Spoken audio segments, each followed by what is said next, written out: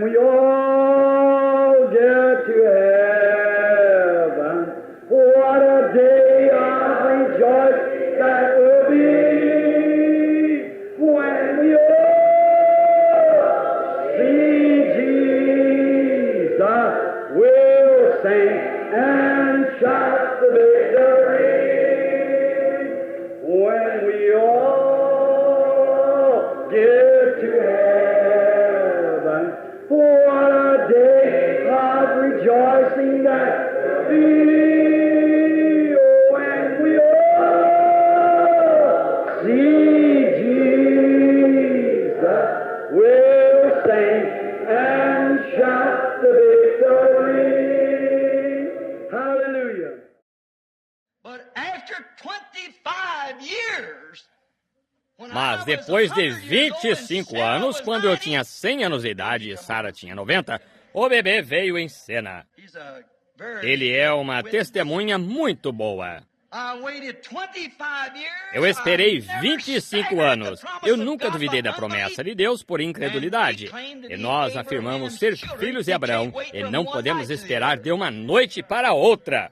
Simplesmente prova que não somos isso mesmo. Observe, nós chegamos ao lado errado. Veja, ele disse, eu esperei 25 anos. Deus não me disse, no próximo mês Sarah conceberá. Ele disse, terás o bebê. E eu estava certíssimo, não importa quão velho eu ficasse. E eu sabia que veria isso acontecer, porque era para ser meu filho. Amém! Nada me prejudicará, idade avançada, enfermidade, morte, ou nada mais pode fazer isto até que essa promessa se cumpra. E eu não duvidei da promessa através da incredulidade. Mas diariamente, quando Sarah dizia, não me sinto melhor, eu me fortalecia. A cada ano, quando ela dizia, bem, eu não o tive neste ano, então você o terá este ano. Eu não o tive ano passado, nós o teremos este ano. Isso foi adiante e adiante e adiante e adiante. Entra ano e sai ano, por 25 anos. E um dia eu a vi transformando-se numa jovem novamente. Eu comecei a ver minha força voltar. E o bebê nasceu 25 anos mais tarde. A palavra nunca disse quando ele ia ter o bebê, porém disse que o teria. Abraão, eu sei que você poderia testificar um bocado, porém desça, eu quero outra testemunha. Muito bem, a testemunha de defesa agora chamará sua terceira testemunha. Essa será Moisés. E Moisés disse, quando eu nasci profeta. Ele quer que você saiba que dons e vocações são sem arrependimento. Não importa quantos livros você tenha lido destas livrarias que dizem que Deus não faz isso, a Bíblia ainda permanece verdadeira, que dons e vocações são sem arrependimento. Você nasce neste mundo o que você é. E agora, note, Moisés, ele teve um sinal para descer e mostrar ao povo, e houve uma voz que seguiu esse sinal. Entretanto, quando ele desceu com o sinal dado por Deus, agora não fale em entender isto, tribunal. Quando ele desceu com esse sinal dado por Deus, que procedeu de Deus, pastor Faraó tentou prejudicar seu dom dado por Deus, fazendo-o dizer que era mágica. Ele tinha alguém que podia fazer a mesma coisa, algum mágico, e tentou fazer seu sinal dado por Deus um truque barato de mágica.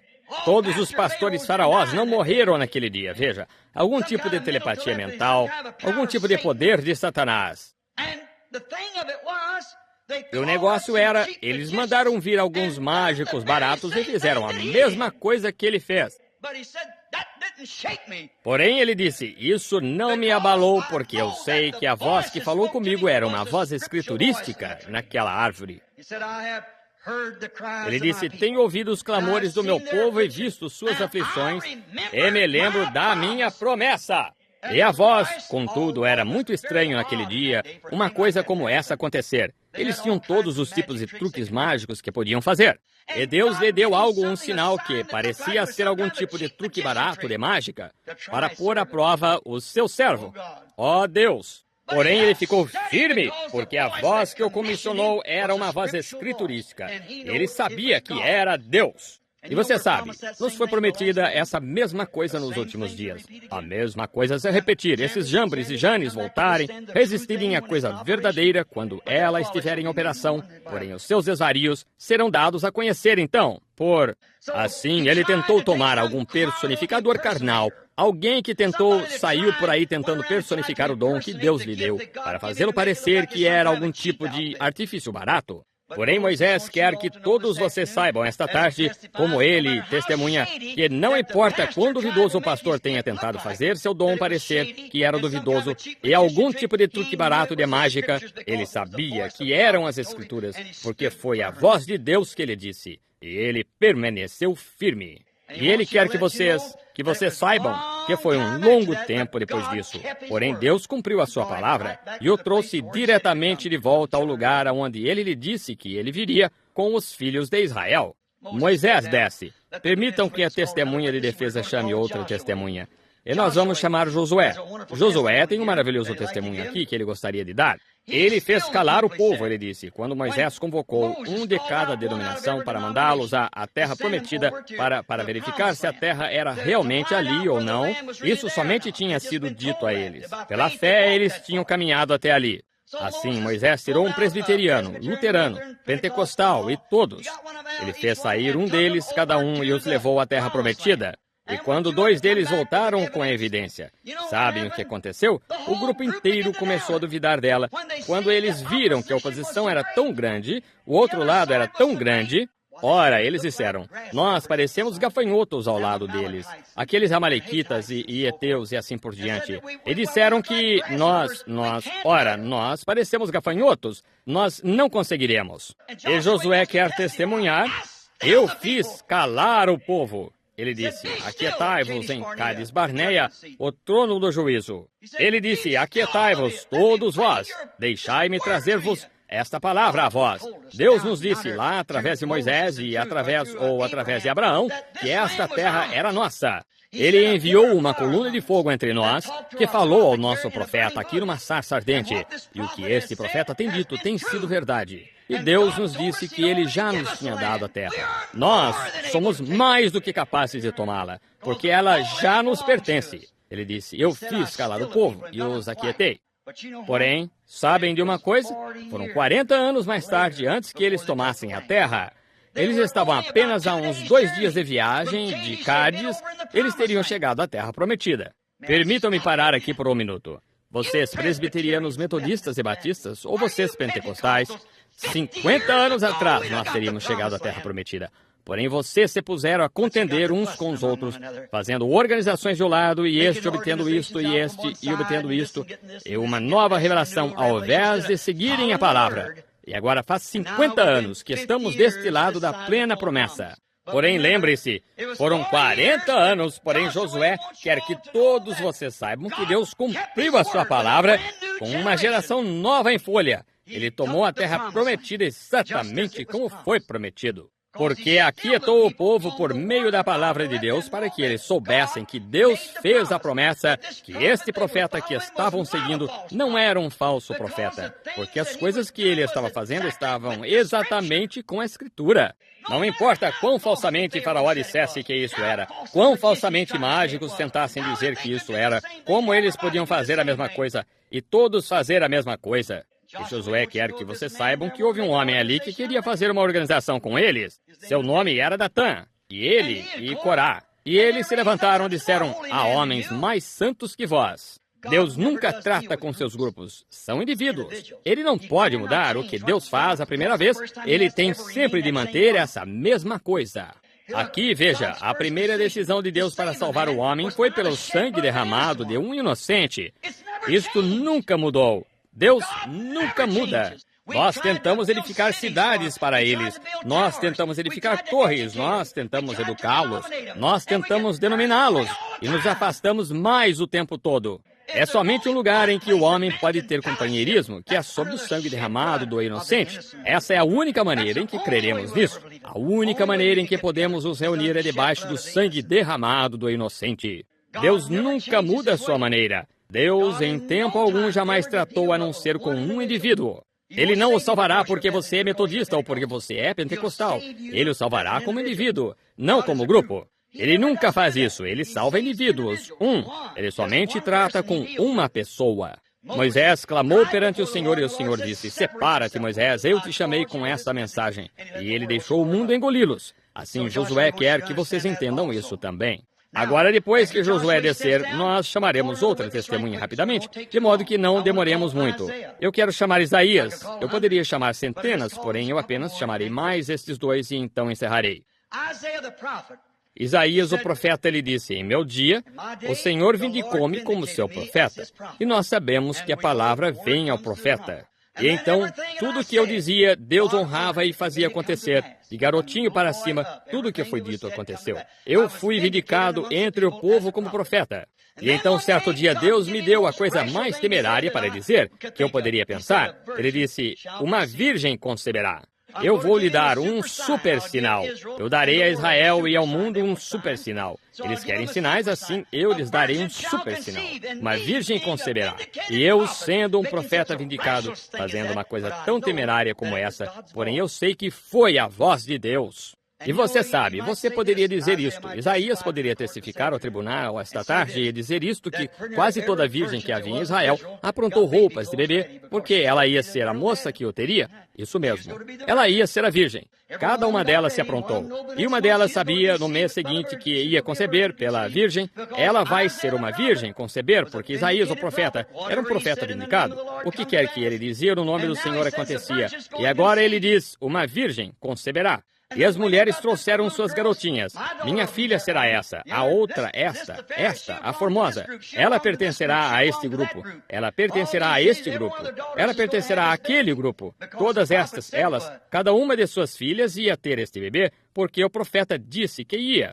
E aquela geração passou, Isaías morreu, a promessa não se cumpriu, porém 800 anos mais tarde, Deus não disse quando a virgem conceberia, ele apenas disse que ela conceberia. Ele quer que você saiba isso, que Deus não disse nesta geração, ou nesse tempo, ou um certo tempo, ou uma certa coisa, esta virgem conceberá. Ele apenas disse, uma virgem conceberá. Foram 800 anos mais tarde, porém essa virgem concebeu. Está vendo? Deus cumpre a sua palavra. Você crê nisso? Qualquer tempo para ela o fazer. Agora, eu poderia chamar todos os tipos de testemunhas de defesa aqui, com a testemunha de defesa, melhor dizendo, para dar testemunho. Eu poderia chamar pessoas daqui, porém, se esse tribunal me perdoar, posso ter o privilégio de ser a próxima testemunha? Eu não vou falar sobre Moisés e alguma coisa que aconteceu lá atrás, ou alguma coisa que aconteceu 50 anos atrás, ou alguma coisa que aconteceu 100 anos atrás, ou 500 anos atrás. Eu vou falar sobre algo que aconteceu agora. Eu creio, e eu quero ser a próxima testemunha.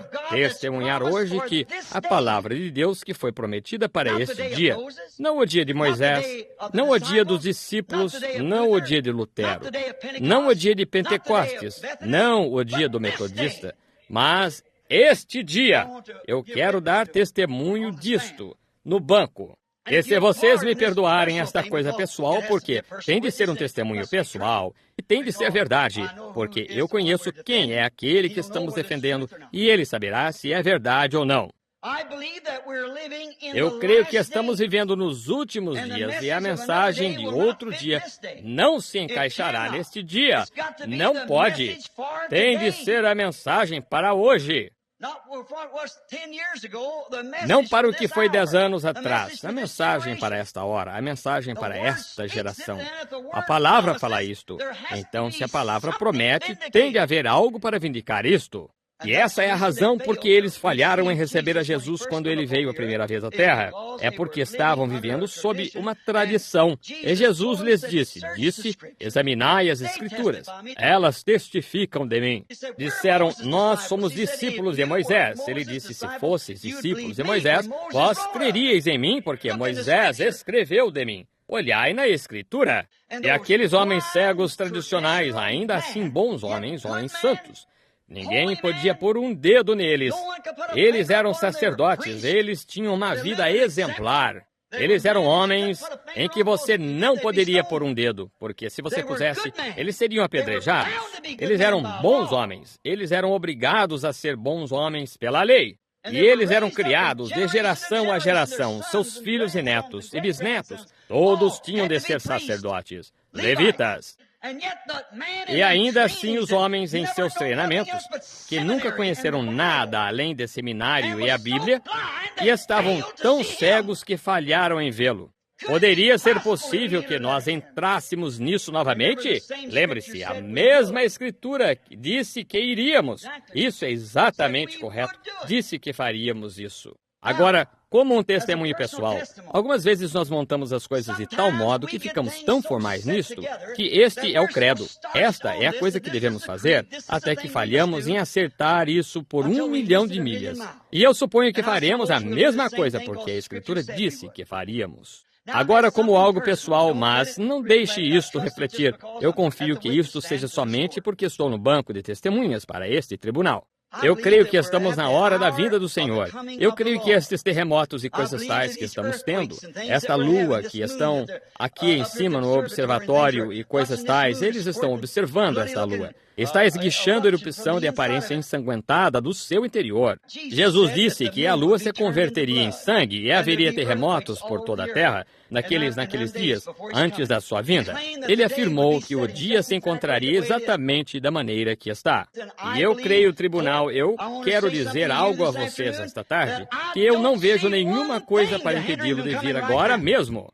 Isso, o mundo, se tivesse tempo, poderia lhes provar isso, e se encontra perfeito, até mesmo por nomes e posição, da maneira que se deve encontrar quando ele vier. Quando é a hora, eu não sei, ninguém sabe, porém ele disse, quando estas acontecerem, olhai para cima. Israel está em sua pátria, tudo se encontra exatamente certo para a sua vinda.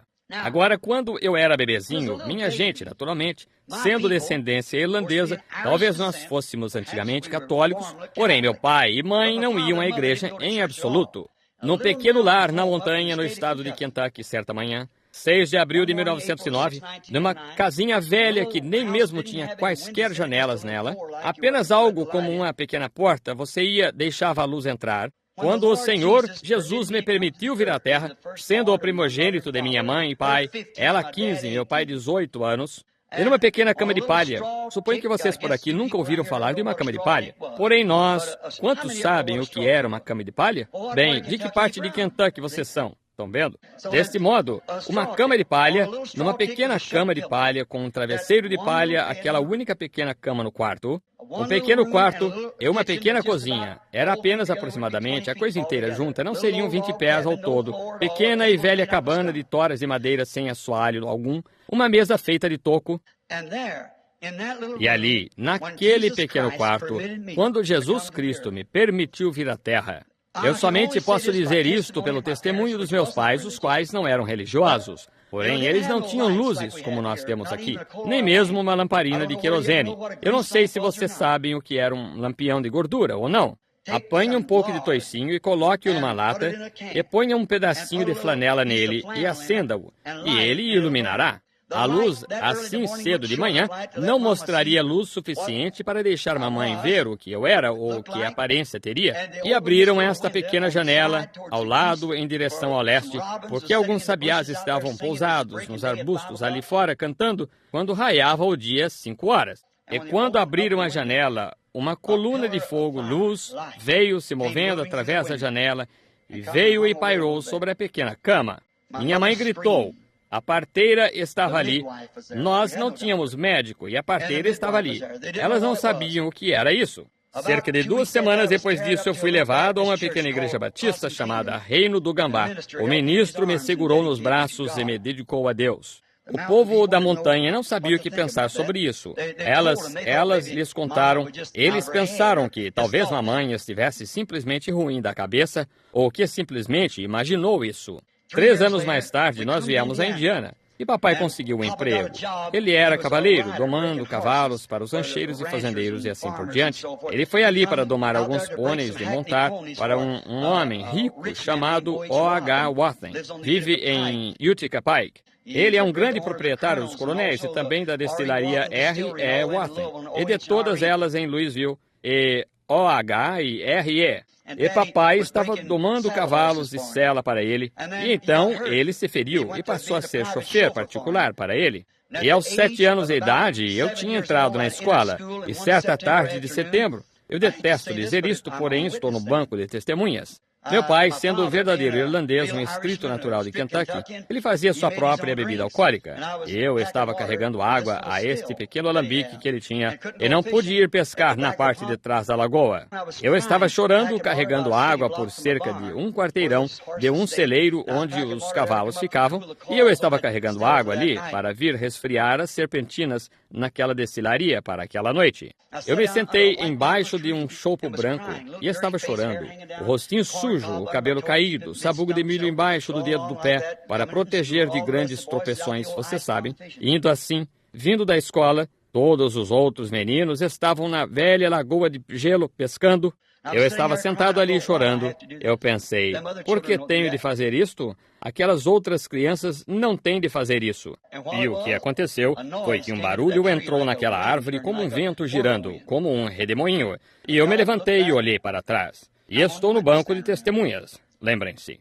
Houve uma voz que falou daquilo. Disse, nunca fume, nem beba, nem corrompa seu corpo. Há uma obra para você fazer quando ficar mais velho. Isto me deixou em pânico.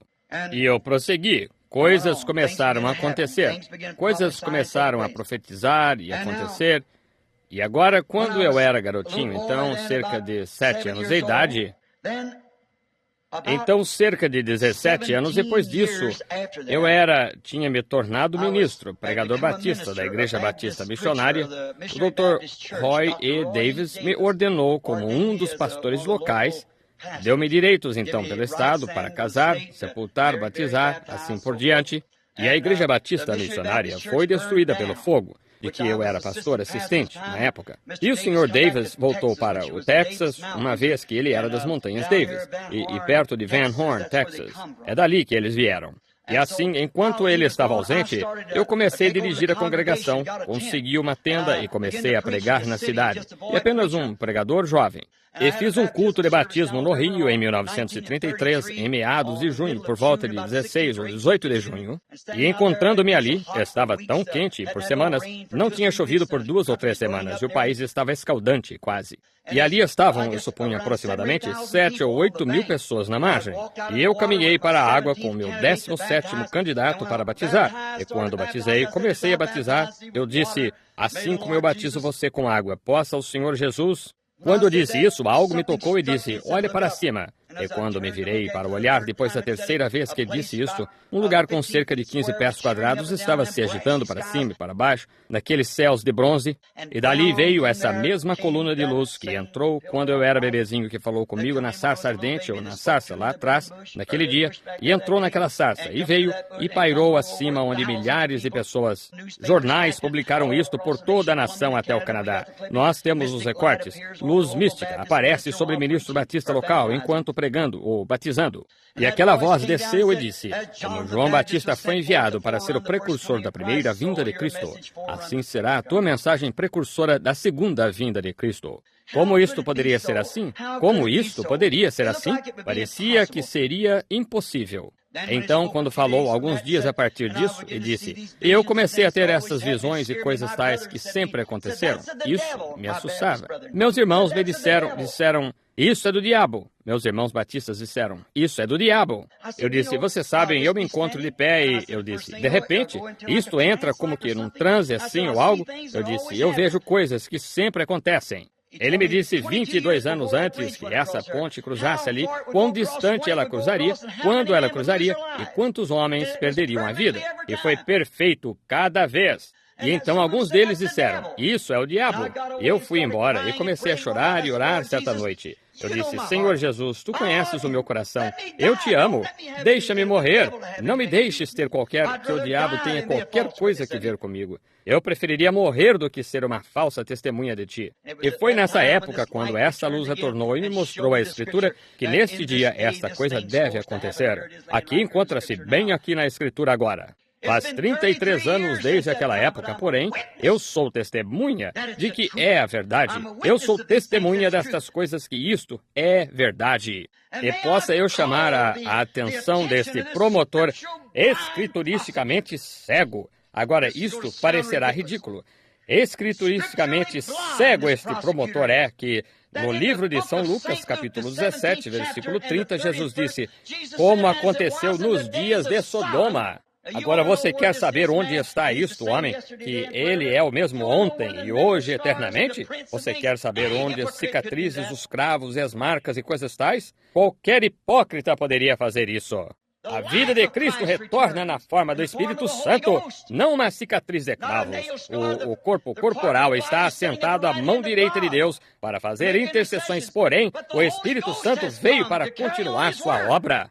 Eu quero que você saiba que em São João 14,5 Jesus disse: aquele que crê em mim também fará as obras que eu faço. Eu quero que você também saiba que João, o capítulo 15, diz que eu sou a videira, vós as varas. E como podem as varas dar algum outro tipo de vida ou fruto do que o que estava na videira? Como vocês podem dizer que a era apostólica cessou? Onde vocês obtêm isso? It's dripping with blood. Yes, it's dripping with blood. This Holy Ghost gospel, it's dripping with blood. The blood of disciples who died for the truth. This Holy Ghost gospel is dripping with blood.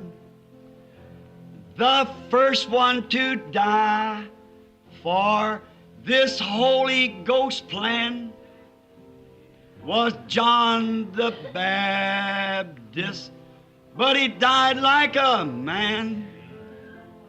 Then came the Lord Jesus.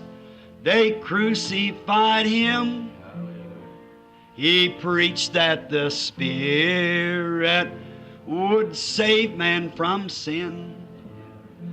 There was Peter and Paul and John the Divine. They gave up their lives so this gospel could shine. They mingled their blood like the prophets of old, so the true word of God would honest be told. Then they stoned Stephen. He preached against sin. He made them so angry, they dashed his head in. But he died in the Spirit. He gave up the ghost and went to join the others, that life-giving host.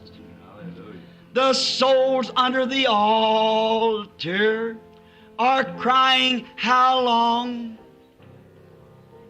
for the Lord to punish all that's done wrong? But there's going to be more who'll give their life's blood for this Holy Ghost gospel and its crimson flood. All together now, it's dripping with blood. Yes, it's dripping with blood. This Holy Ghost gospel, it's dripping with blood, the blood of disciples who died for the truth. This Holy Ghost gospel,